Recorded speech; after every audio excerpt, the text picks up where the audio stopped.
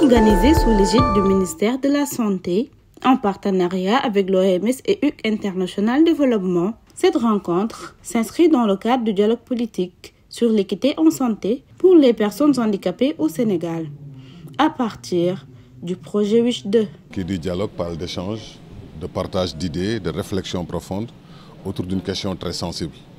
Vous savez, l'équité en santé est déjà une thématique extrêmement importante.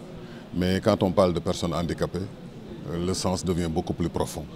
Parce qu'on sait que les personnes handicapées connaissent déjà des difficultés d'intégration et d'inclusion dans leur vie de tous les jours. Cette activité fait partie intégrante du projet WISH pour l'Afrique de l'Ouest et centrale. WISH que l'on peut traduire par Service intégré en santé de la reproduction des femmes.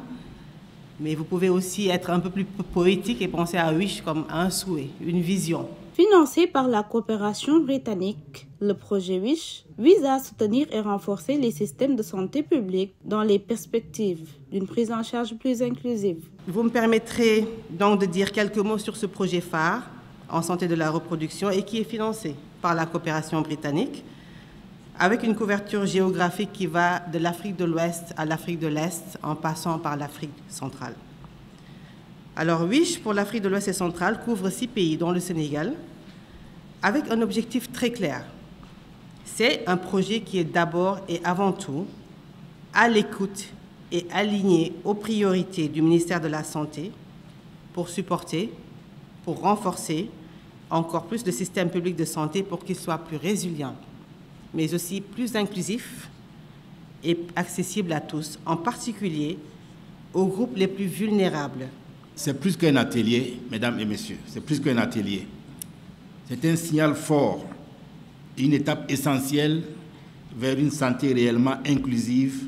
Il y a 40 actions concrètes qui peuvent être des recommandations organisées autour de 10 domaines stratégiques pour intégrer pleinement le handicap dans le renforcement des systèmes de santé.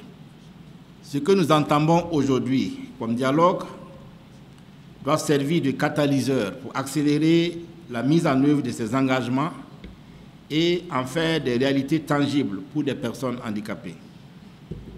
Soyez rassurés que l'OMS et les partenaires de la santé se tiennent aux côtés du Sénégal et des populations et toutes les organisations des personnes handicapées pour accompagner non seulement techniquement, mais aussi renforcer les capacités et surtout écouter ceux et celles qui vivent chaque jour les barrières à l'équité en santé.